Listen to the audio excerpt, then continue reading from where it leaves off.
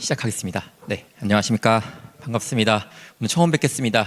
저는 합격의 법학원에서 행정사 1차 행정법 강의하는 이재준입니다. 그래서 어쨌든 오늘 여러분들 귀한 시간 내주셔가지고 이렇게 저녁에 와주셨는데 절대 이제 헛된 시간 되지 않게끔 제가 채워드릴 거고요.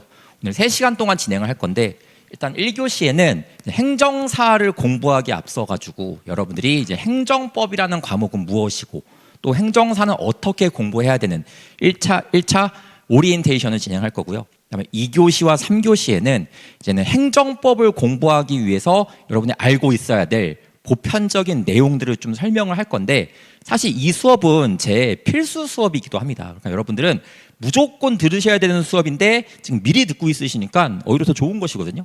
어쨌든 오늘 그렇게 시간 가져볼 거고 그다음 제가 오늘 필기를 조금 많이 할 거예요. 1교시에는 필기할 게 없지만 2교시와 3교시에는 필기할 게 좀 많은데 제가 종이를 드렸거든요. 종이를 다 보셨을 겁니다. 그래서 제가 소확행이라고 하는 그 종이도 있고 그다음에 정부 조직도라고 하는 종이도 있고 법조문도 있겠고 뭐 여러 가지가 있는데 거기 이제는 뒤에를 사용하시게 되면은 A4 용지 이면지기 때문에 빈 공간이 있지 않습니까? 그래서 나중에 2교시와 3교시에 거기 이거 눕혀가지고 가로로 하셔가지고 필기하고 싶은 게 있다고 하시면은 필기하시게 되면은 분명 여러분들이 편하게 수월하게 공부할 수 있지 않을까 생각을 합니다. 1교시에는 필기할 거 하나도 없으시니까 편하게 보시면 되고요. 2교시와 3교시부터 약간 필기할 거 있으니까 그때 좀 같이 얘기하면서 진행해 보도록 하겠습니다. 1교시 바로 OT 진행해 보도록 하겠습니다. 자, 일단 여러분 제가 설명드렸다시피 저는요 우리 합격의 법학원에서 작년부터 행정사 강의를 맡아서 이제 진행을 하고 있거든요. 그래가지고 26년도 행정사 대비하기 위해서 온 이재준입니다. 자, 일단 오늘 한 이유는 제가 제목을 정해봤습니다. 오직 행정사 합격을 위한 이야기로 정해봤거든요. 그러니까 다른 거는 관심 없습니다. 다른 시험은 관심 없고요. 행정사만 합격하기 위해서 만든 시간이기 때문에 여러분께서 이제 잘 보시면 좋을 것 같습니다. 1교시 이제 행정법 오리엔테이션을 시작을 할 건데 일단 우리가 행정법이라는 과목을 처음 접하시는 분들이 느끼는 감정이 뭐냐? 너무 어려워 죽겠습니다라고 얘기를 합니다. 그러니까 이게 왜 어려울 수밖에 없냐면은 이 행정법이라는 과목이 누가 배우는 과목이냐면은 법대생들이 배우는 과목이거든요. 근데 이 과목을 1학년 때 배우지 않습니다. 언제 배우냐면은 빠르면 2학년 2학기, 늦으면 3학년 1학기 때 배워요. 이 말은 법학 과목 중에서도 기초 과목이 아니라 응용 과목이라는 말과 똑같은 표현이거든요. 그렇기 때문에 법대생들도 1년간, 2년간 다른 과목들, 그 과목들의 이름이 민법, 헌법, 형법이라는 과목이에요. 그럼 민법은 여러분들 행정사 과목에도 있지만 그거는 법 기초 과목으로 분류가 되고 있고요. 행정법은 법 응용 과목으로 분류가 되어 있습니다. 그래서 기본적으로 이걸 배우는 사람들은 민법에 대한 지식도 있고요. 형법에 대한 지식도 있고요. 그다음에 헌법에 대한 지식도 있는 상태에서 배우는 과목이에요. 근데 대부분의 수험 과목에 행정법이 있는데 행정법을 배우시는 분들은 법에 대한 지식이 별로 없는 상태에서 민법, 형법, 헌법에 대한 지식이 없는 상태에서 바로 공부하시고 있거든요. 당연히 어렵게 느껴질 수밖에 없습니다. 그래서 약간 이런 느낌인 거죠. 우리가 구구단을 배우지 않은 상태에서 바로 다음 단계 뭐 인수분해, 방정식 이런 거 배우는 게 바로 이제 행정법이라고 느끼시면 되는 거예요. 그러니까 당연히 어려울 수밖에 없겠죠. 그래서 우리가 느끼는 과목이 생소한 용어 때문에 굉장히 당황을 많이 하십니다. 첫날부터 듣도 보지도 못한 용어들이 막 등장을 해요. 이것도 한두 개 등장하는 것이 아니라 엄청나게 등장하거든요. 뭐 대표적으로 뭐 법률 유보라고 한다던가 법률 우위라고 한다던가 통치행위라고 한다던가 뭔가 살면서 듣도 보지도 못했던 용어들이 첫날부터 막 쏟아지기 시작을 합니다. 근데 사실 그 용어들은요 법대생들은 1학년, 2학년 때 어느 정도 알고 있는 내용들이에요. 근데 우리들은 처음 배우다 보니까 너무 어려울 수밖에 없겠죠. 그래서 생소한 용어 때문에 굉장히 당황스러워 하시는 거고 두 번째는요 상황 자체가 평상시에 우리가 잘 못 느끼는 상황에서 행정법이 작동하기 때문에 조금 상황 자체가 생소하게 느껴집니다. 대표적으로 여러분들 우리가 보통 법에 대한 지식은 우리가 어디에서 배우냐면은 기본적으로 언론이나 혹은 영화나 드라마 같은 데서 배우시거든요. 근데 거기에 소개가 되는 것들은 대부분이 좀 사람의 말초신경을 자극하고 좀 폭력적이고 그런 것들이 주로 등장을 합니다. 그러다 보니까 폭력, 방화, 살인, 절도 이런 것들에 대한 이야기, 이런 건 형법에 대한 이야기인데 이런 것들이 주를 이루고 있거든요. 근데 행정법은 음식점 영업허가, 운전면허 발급 이런 거예요. 이런 것들이기 때문에 뭐 뉴스에 소개될 일도 없겠고 우리가 평상시에 접하긴 하지만 그다지 거기에 관심을 갖고 있지 않았기 때문에 좀 상황 자체가 좀 생소하게 느껴질 수가 있습니다. 그런 상황에서 어쨌든 양 자체가 좁기라도 양 자체가 적기라도 하면 좋은데 양 자체가 매우 방대해요. 이게 공무원 학원에서는 기본적인 양 자체가 한 1000페이지 정도의 분량이라 해당합니다. 물론 행정사에서는 그거의 반절로 줄어들긴 하겠지만 그래봤자 500페이지 정도는 되시거든요. 그렇기 때문에 양 자체가 굉장히 많아요. 즉 용어 자체가 생소하지 상황 자체가 생소하지 양 자체가 매우 방대하기 때문에 수험생분들이 이거 어떻게 공부해야 되나라고 되게 고민하시는데 또 문제는 이게 법전 자체가 통일화되어 있지가 않습니다.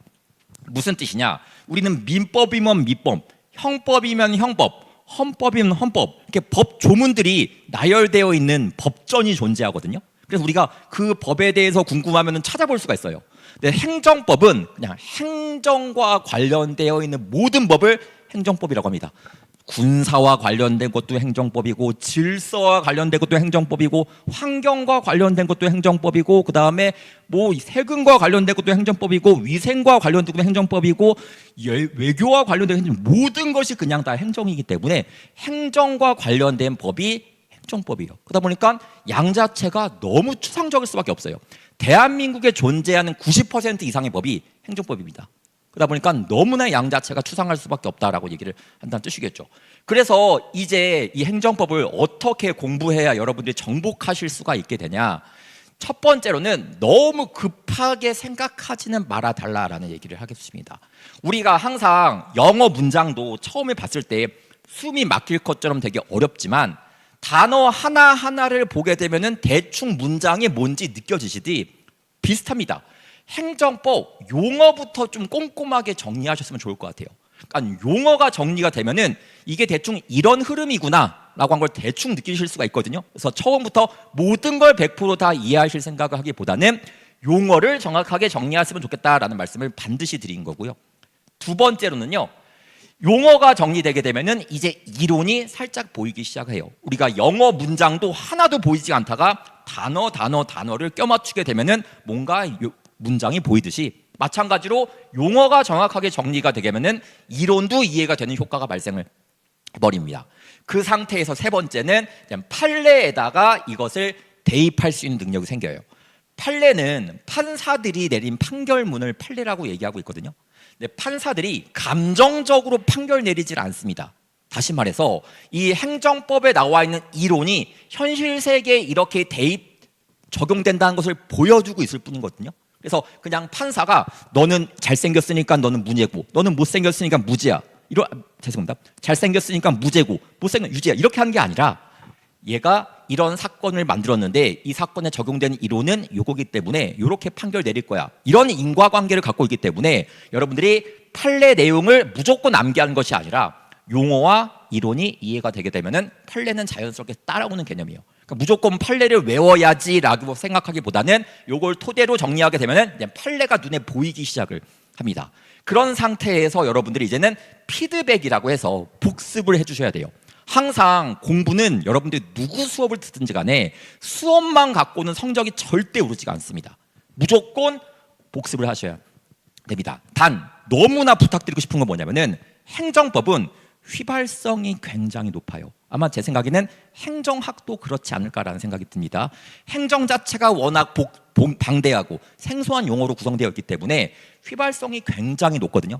휘발성이 높으니까 얘를 빨리 잡는 게 가장 좋아요. 빨리 잡는 게 어디냐? 수업 끝나고가 복습하기 가장 좋은 시점이다라고 생각이 듭니다. 우리가 수업 끝나고 물론 바쁘시니까 집에 부랴부랴 가실 수도 있겠지만 최소한 다음 날 오전이라도 오후라도 반드시 복습을 하셔야지 되는 거지. 이거 일주일 동안 미뤄놨다가 나중에 해야지라고 했다가는 정말 밀리면 하나도 기억이 안 나거든요. 그러면 공부할 때 굉장히 애를 먹게 됩니다. 그러니까 반드시 성실하게 오늘 배운 거 인강 들으시는 분들은 오늘 듣고 바로 복습하는 게 가장 좋다는 뜻이겠고 또 실강 들으시는 분들은 오늘 듣고 또 급하시니까 대개는 가시되 대개 가셔서 공부하시면 좋겠지만 여건이 그렇지 않다고 하면은 최소한 다음 날에는 무조건 공부를 하셔야지 여러분들 휘발성이 높은 것을 잡을 수가 있으세요. 그래서 그렇게 얘기하고 싶고 네 번째는 뭐냐면은 기출 문제와 예상 문제를 풀 겁니다. 자, 기출 문제는요, 행정사 역대 문제들을 모두 풀도록 할 거거든요.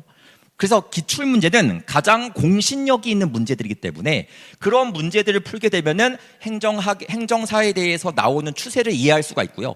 또 우리가 이걸 암기해야지 문제 맞출 수 있다는 것을 느낄 수가 있습니다. 다 풀어드리도록 할 겁니다. 역대 행정사 시험에 나왔었던 행정법 문제는 다 풀어드리도록 할 테니까 전혀 문제 없이 보시면 된다는 뜻이고요. 또 이제 예상 문제라고 하는 것은 항상 시험 문제는 약관씩 진화가 돼요. 진화가 되기 마련인데, 지났을 때 기존에 나왔었던 기출 문제도 출제하겠지만 그동안 안 나왔었던 것들도 출제가 되고 있거든요. 그런 것들도 제가 커버 칠 수 있도록 열심히 예상 문제 만들어서 모의고사 형태로 수업 시간에 시간 내서 풀어보고 해설하고 이런 식으로 접근해 드리도록 하겠습니다. 우리 모두 커리 안에서 들어가서 공부하는 개념이기 때문에 여러분들이 커리만 잘 따라오시면은 충분히 여러분들 좋은 점수 받을 수가 있으실 겁니다. 그럼 이제는 행정법에 대해서 조금 이야기하려고 하는데, 행정법을 배우는 거에 앞서서 법 체계에 대한 이야기를 한번 좀 잡아드리려고 하거든요. 대한민국의 법은요, 기본적으로 이렇게 두 가지 법으로 구성되어 있습니다. 하나는 사법이라는 법이 존재하고 있고, 하나는 공법이라는 법이 존재하고 있습니다. 자, 사법이라고 하는 것은 사라고 하는 글자가 한자로 사생활, 개인을 뜻하는 글자거든요. 개인을 규율하는 법이 사법이에요. 그래서 개인과 개인 간의 관계를 중심으로 규율하는 법이 사법인 거구나. 사법의 가장 대표적인 법이 행정사 1차 과목에도 있는 민법이 바로 대표적인 과목입니다. 그래서 우리가 민법은 어떤 거에 대한 이야기하고 있냐면은, 흔히 말해서 여러분들이 임대차 계약을 체결한다던가, 혹은 부동산을 구입을 하신다던가, 식당에서 밥을 사 먹는다던가, 학원과의 계약을 체결한다던가, 여러 가지 등 개인과 개인 간의 관계를 규율하는 법이 바로 민법이다라고 얘기할 수가 있어요. 그리고 두 번째는 공법이라고 해서, 공자가 공공성, 공익을 뜻하는 글자거든요. 공익을 추구하는 법을 공법이라고 얘기를 해서, 단순한 개인과 개인 간의 관계를 규율하기보다 이 공법은 국가가 등장을 합니다. 국가와 국민 간, 국가와 개인 간의 관계를 규율하는 법이 바로 공법이다라고 얘기를 해요. 공법은 종류가 되게 많이 있거든요. 물론 사법도 종류가 많지만 공법도 종류가 굉장히 많은데, 대표적인 법이 형법이라고 하는 법이 존재를 합니다. 형법은 여러분들 알고 있으실 거예요. 대한민국에 살기 위해서는 대한민국의 법 질서를 지켜줘야 됩니다. 예컨대 사람을 때리면 안 되겠고, 또 명예를 훼손해도 안 되겠고, 그 다음에 사람들한테 절도해서도 안 되겠고, 여러 가지 대한민국에서 지켜줘야 될 법 질서들을 만든 법이 형법입니다.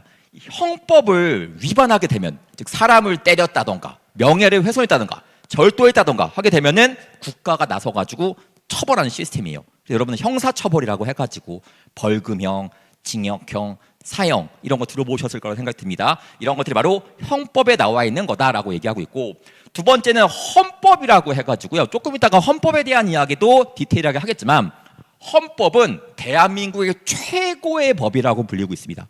대한민국에 1000몇 개의 정도의 법이 있는데 가장 최상위 법이 헌법이라고 얘기를 해요. 이게 왜 그런 거냐면은, 헌법은 대한민국의 가장 중요한 테마 두 가지에 대해서 규정하고 있습니다.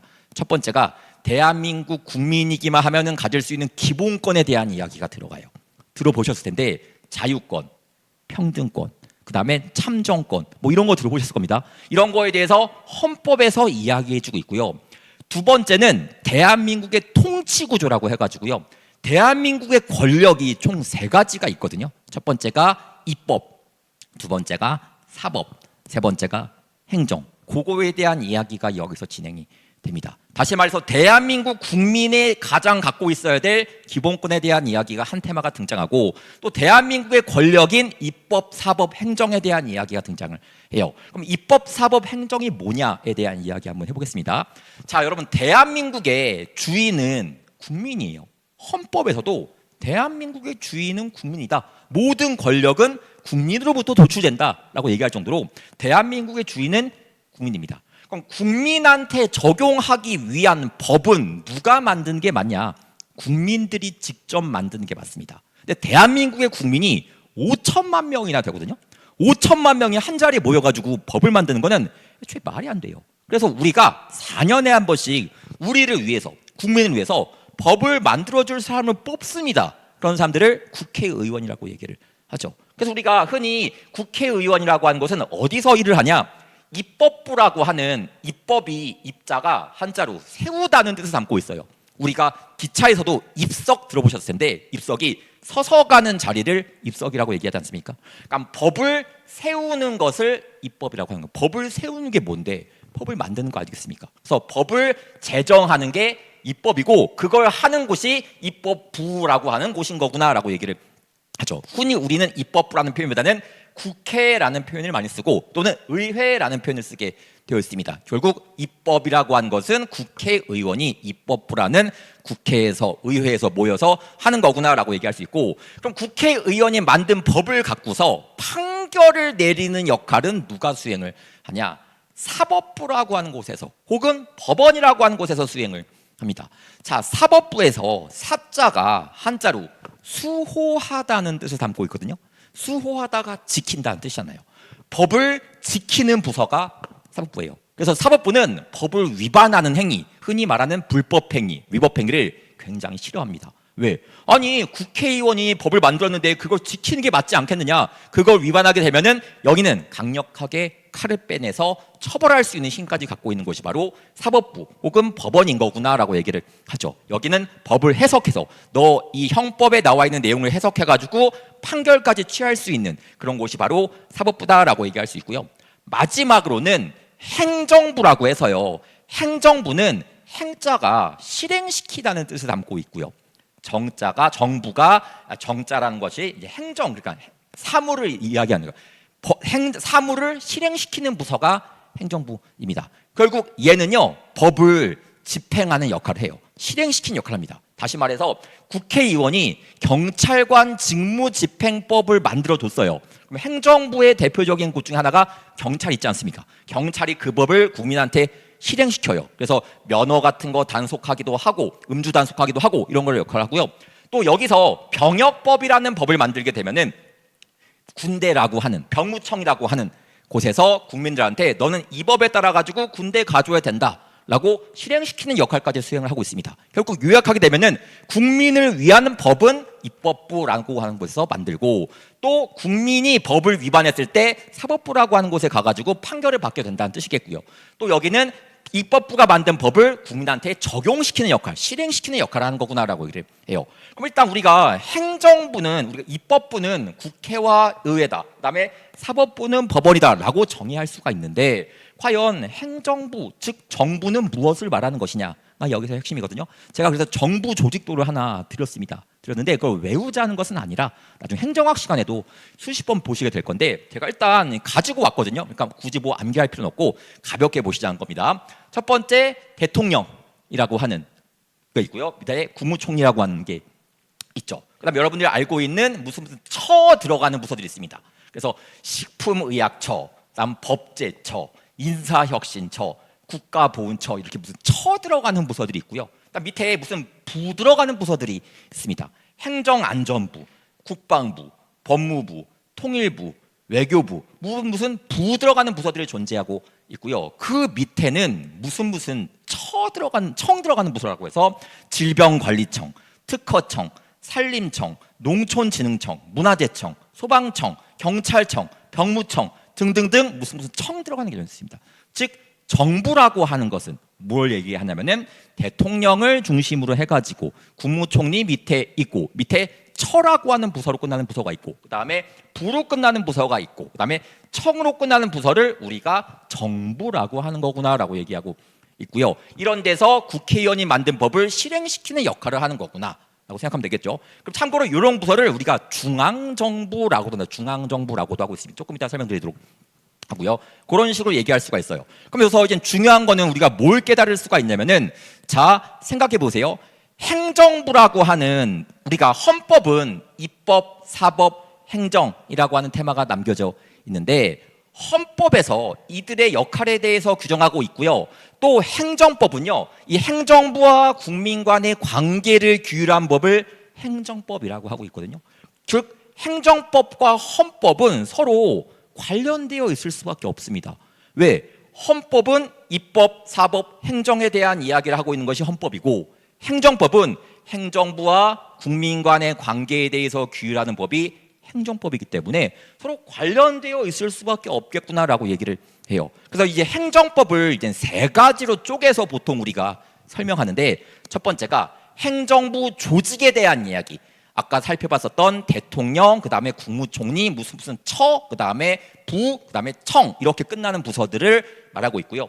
두 번째는 작용이라고 해가지고 행정부도요, 국민한테 여러 가지 작용을 합니다. 쉽게 말하면은 군대 가라고 명령하기도 하고, 세금 내라고 명령하기도 하고, 여러 가지 작용들 하고 있지 않습니까? 그리고 국민들이 그거에 영향을 받게 돼요. 그래서 작용에 대한 파트가 하나가 또 있고요. 또 이 작용에 국민한테 손해를 끼치게 될 수도 있습니다. 이 작용이 국민한테 손해를 끼치게 될 수 있어요. 손해를 끼치게 되었을 때 기본적으로 국민들이 이거에 대해서 구제를 받을 수가 있거든요. 어떻게 구제받냐? 법원 찾아가면 되는 겁니다. 소송 제기할 수가 있어요. 그래서 우리가 행정법은 총 세 가지로 구성되어 있는데, 첫 번째 행정 조직에 대한 파트가 한 파트가 있고요. 그 다음에 작용에 대한 파트가 한 파트가 있고요. 세 번째가 국민에 대한 파트, 구제에 대한 파트가 한 파트가 있기 때문에 이 세 가지가 모두 다 연결되어 있는 학문이 행정법인 거구나라고 얘기를 한다는 뜻이겠죠. 그래서 우리가 행정법에 대해서 우리가 1년간 함께하게 되실 겁니다. 자, 그다음에 행정법이 출제된 거에 대한 이야기 한번 해볼 건데, 모든 법 과목이 그렇지만 항상 이론과 법조문이 항상 출제가 됩니다. 그래서 너 이 이론을 알고 있어? 이런 거에 대한 이야기, 또 법조문을 정확하게 암기하고 있어? 이런 거에 대한 이야기가 첫 번째 등장하고요. 두 번째는요, 판례가 출제를 합니다. 판례는 판사들이 내는 판결문을 말하고 있는데 출제를 당연히 된다는 뜻이겠죠. 이런 것들이 이제 법과목에서 출제가 되는 건데, 그러면 행정법은 어떠한 출제 경향을 보이고 있냐에 대한 이야기거든요. 첫 번째는요, 행정법에서, 우리 행정사에서의 행정법은요, 지엽적인 이론이 출제되지 않습니다. 주요한 이론만이 출제가 돼요. 그래서 여러분, 우리가 자격증 시험을 공부하는 것인 만큼 학문적인 자질이 있는지를 평가하겠다는 시험이 아니거든요. 다만 행정사를 공부하기 위해서 요 정도는 알고 있냐를 평가하는 게 행정사 시험이지, 지엽적인 막 이론까지 묻진 않습니다. 그래서 여러분들이 주요한 이론 위주로 출제되는 거구나를 느끼시면 된다는 뜻이고요. 두 번째는요, 대표적인 판례 위주로 출제를 합니다. 너무 지엽적인 판례를 출제를 하지를 않아요. 그래서 대표적인 판례 위주로 출제한다라고 얘기할 수가 있고요. 세 번째로는 지문의 길이가 그렇게 길지가 않습니다. 일반 공무원 시험 같은 경우에는요, 한 선지당 지문이 3줄, 4줄 정도 되는 것이 일반적이에요. 그렇지만 우리 행정사 시험에서의 행정법은요, 주요한 이론과 대표적인 판례 위주로 출제하는 것이기 때문에 지문 길이가 그렇게 길지가 않습니다. 한두 줄 정도의 선에 머물러져 있어서 시험 보실 때 시간이 그렇게 많이 걸리시지를 않으실 거예요. 그래서 여러분들께서 시간적인 압박감을 크게 느끼지 못한다는 뜻입니다. 요약하게 되면은 이론 자체도 주요한 거 위주로 출제하고 있고, 대표적인 판례 위주로 출제하고 있고, 지문 길이도 상당히 좀 짧은 편이고, 그 다음에 시간도 그렇게 많이 잡아먹지 않을 거다라고 얘기를 합니다. 결국은 제가 예시를 한 가지 가지고 왔거든요. 행정사 시험에 나왔었던 지문을 하나 가지고 왔는데, 뭐 이거 풀이자는 뜻은 아니겠고요. 보면은 32번 문제라고 해서 행정행위 부존재에 관한 설명으로 옳은 것은 이라고 얘기를 해가지고, 1번 선지 보시면은 2줄짜리고요.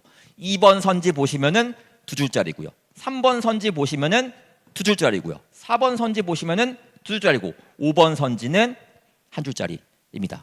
길지가 않아요. 공무원 시험 문제 보게 되면은 보통 한 선지에 3줄, 4줄 하는 것이 기본적인 패턴인데, 행정사 시험은 주요한 이론과 주요한 판례 위주로 출제하다 보니까 그렇게 어렵게 내용을 구성하지 않습니다.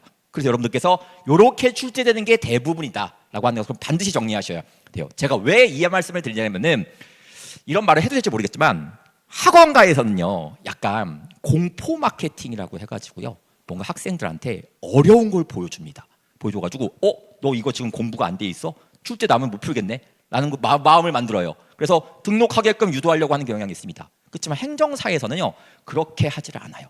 행정사는요, 주요한 이론, 물론 한두 문제 정도 아주 지엽적인 게 나올 수 있겠지만 이게 대세에 영향을 줄 정도로 합격을 좌지우지할 정도로 절대 좌지우지하지 않기 때문에 대부분 주요한 이론 위주로 공부하시면은 합격하는 데는 지장이 없으십니다. 그 가이드라인을 제가 짜드리도록 할 테니까 걱정 않고 보셔도 된다는 뜻인 겁니다. 그럼 보통 여러분들은 저는 행정사 학원에서도 공부하고 있지만 공무원 학원에서도 지금 한 6, 7년째 학원에서 강의를 하고 있거든요. 그러다 보니까 공무원 시험에서 나오는 지문과 행정사 시험에 나오는 지문을 다 분류해서 알고 있어요.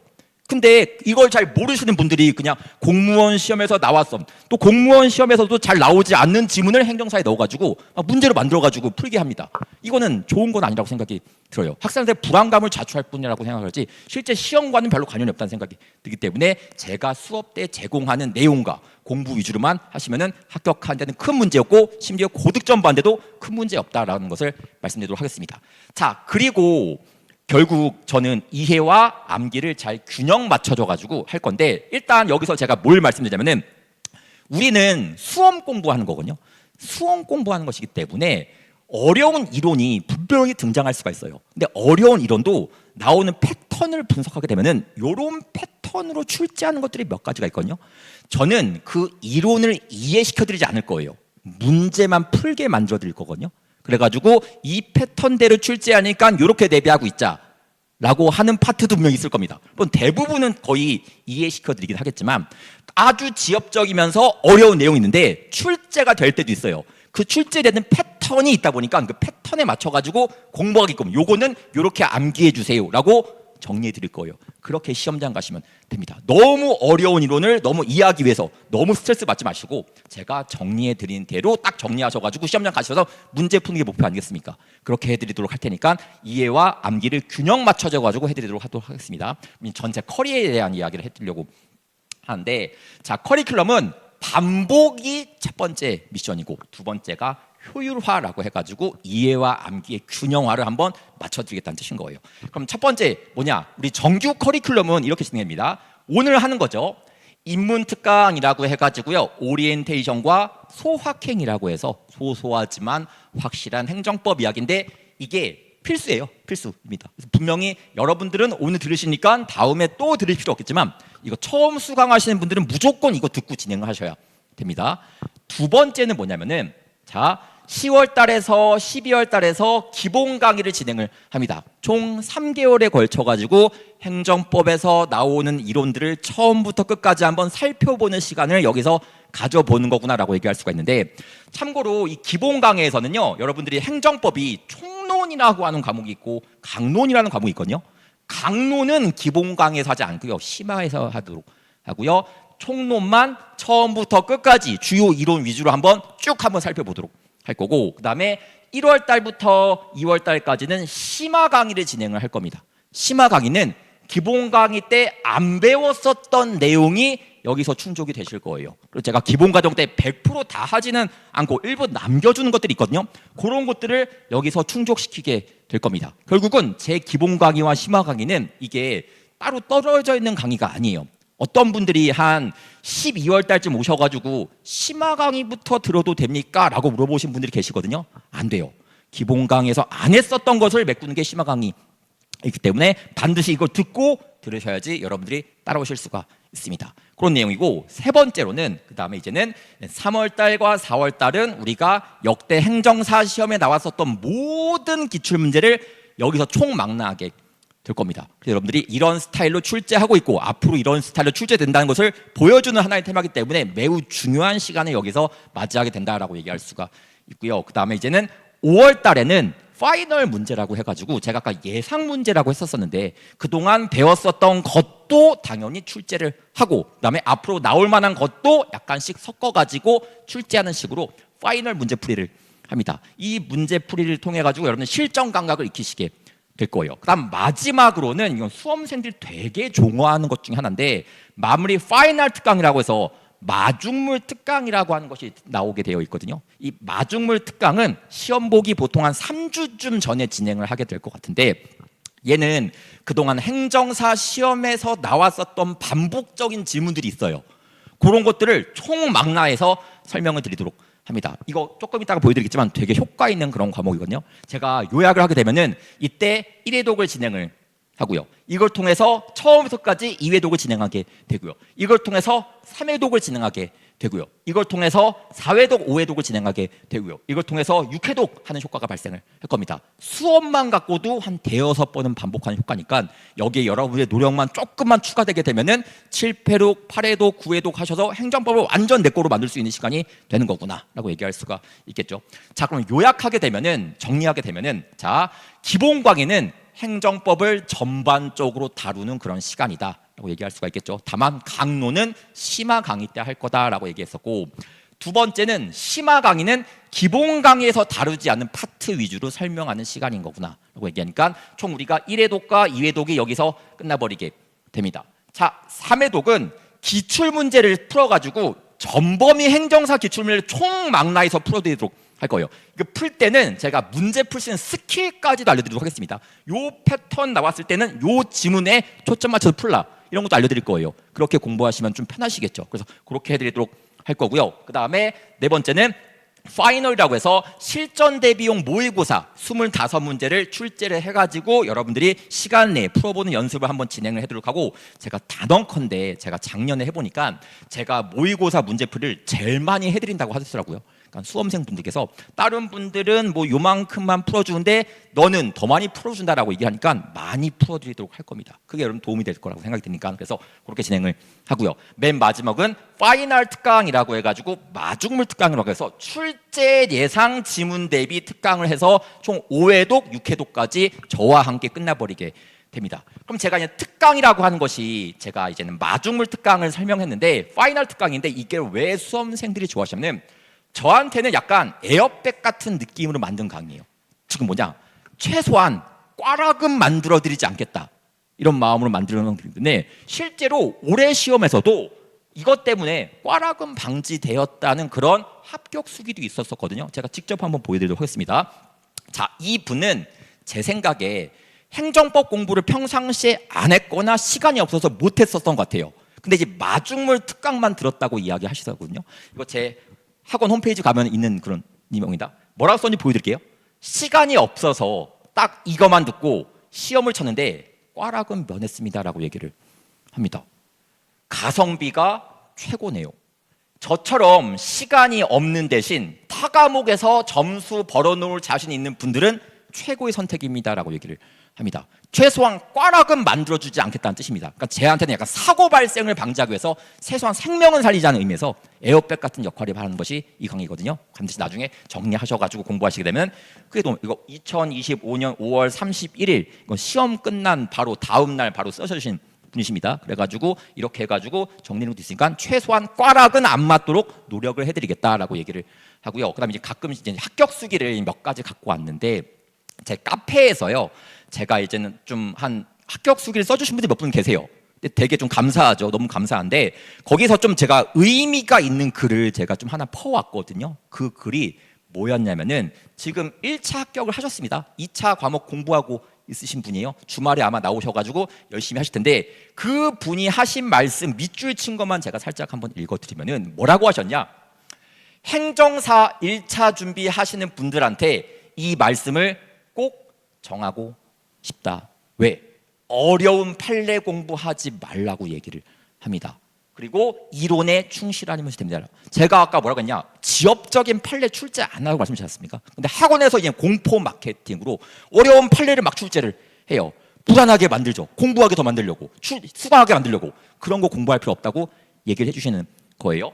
그리고 집에 와서 다시 풀어보니 이번 시험에 제가 했었던 이론서와 문제집에서 벗어나는 문제는 없었습니다 라고 얘기를 합니다. 그래서 제가 이 긴 글을 너무 정성스럽게 써주셨거든요. 참고로 이 분의 연세가 67세세요 67세 분께서 이렇게 적게 아파 오셔가지고 열심히 잘 써주셨습니다. 그래서 제가 댓글을 달았어요. 너무 감동받아가지고 이거 보면 제가 짧은 거 한 퍼왔지만 여러 개를 써왔는데 감동받아가지고 너무 감사하다 이런 말씀 해주시기 힘드셨을 텐데 너무 감사하다고 했더니 이 분이 또 댓글을 달아주셨습니다. 뭐라고 댓글을 달아주셨냐면 단 한 가지만 부탁을 드린다면 뭐라고 하냐? 강의 중에 수험생들에게 이렇게 말씀을 해주십시오 라고 얘기를 하십니다. 저한테 말씀해 주셨어요. 그럼 저만 믿고 따라오시면, 저만 믿고 따라오시면 행정법 무조건 고득점 할 수 있다고 제가 보증하겠습니다 라고. 저한테 강의들은 67세 노인도 고득점 합격을 했다고요 라고 얘기를 합니다. 그건 제가 쓴 게 아니라 이 어르신께서 직접 써주신 멘트입니다. 결국 저는 수업 때 이런 말씀을 하지 않습니다. 저만 믿고 따라오세요 라는 얘기 하지 않아요. 왜 그러냐면은 약간 좀 종교 교주 같은 느낌이 들기도 하고 좀 이상해가지고, 그냥 믿을지 말지는 수험생의 역할이고 저는 제 할 일을 묵묵히 할 뿐이지 저만 믿고 따라오시오 이런 영업적인 발언 잘 못하겠거든요. 그렇지만 이분은 내심 저를 계속 믿어주셨던 거고, 그 결과 좋은 성과를 얻어가지고 1차 시험에 합격하신 분이라고 생각이 듭니다. 너무 의미가 있는 메시지라고 생각이 되어서 제가 포았으니까 나중에 여러분들께서 그거 참 참고하셔가지고 열심히 수업 함께 하시면 도움이 될 것 같다는 생각이 들고, 마지막으로 제가 하고 싶은 이야기는, 제가 되게 좋아하는 축구 선수 한 분이 있거든요. 푸yor이라고 하는 스페인 축구 선수인데, 그 선수가 지금은 은퇴했지만 이 선수가 경기를 내내 뛰어다녀요. 너무 성실하게 뛰어다니고 팀을 위해서 희생하다 보니까 사람들이 물어봅니다. 너 당신 그렇게 뛰어다니면 힘들지 않나? 라고 얘기하니까 뭐라고 답변했냐? 힘든가? 오늘 걷지조차 않으면 내일은 뛰어야 한다. 이게 수험 생활에 딱 맞는 표현이라고 생각이 됩니다. 힘들더라도 오늘 내가 일부분을 해내야지 내가 되는 거지, 힘들다고 미루게 되면 할 게 쌓여요. 쌓이고 쌓이다 보면은 결국은 내한테 너무나 짐이 되는 것이기 때문에 그때그때 푸시는 게 너무 중요하니까 여러분들이 수업 끝나고 당장 복습하거나 최소한 다음 날에는 복습을 해주셔야지 여러분들이 수험 생활을 잘 하실 수가 있다라고 생각이 들고요. 특히나 나중에 여러분들이 2차 과목을 같이 공부하시게 되면은 5과목을 총 같이 공부하셔야 돼. 6과목인가? 총 같이 공부해야 되기 때문에 너무 압박감을 많이 느낄 수가 있거든요. 미리미리 할 수 있을 때 최선 다해서 다 해주시는 게 너무 좋다라는 것을 말씀드릴 테니까 성실하게 하시라는 것을 말씀드리도록 하고요. 여기까지가 제 준비된 시간이고, 참고로 저는 쉬는 시간에 교무실에 내려가지 않습니다. 어디 있냐? 책상에 여기 앉아 있어요. 앉아 있는 이유가 제가 갈 데 없어서 앉아 있는 게 아니라 질문 받으려고 앉아 있는 것이거든요. 편하게 질문하셔가지고 물어보시고, 또 인강 들으시는 분들은 그냥 인터넷에 제 카페든 혹은 제 게시판에든 언제든지 질문하시게 되면 제가 답변 드리도록 할 테니까 편하게 저를 활용하셔가지고 내년 시험을 잘 보셔서 여러분들이 이렇게 합격수기 쓸 수 있는 그런 사람이 되시면 좋지 않을까라는 생각 때문에 진행했습니다. 여기까지 진행을 했고요. 그 다음에 2교시와 3교시는 행정법을 공부하기 위해서 알고 있어야 될 용어와 책에 대한 이야기 시작하도록 할 거거든요. 10분 쉬었다가 진행하도록 하겠습니다. 네.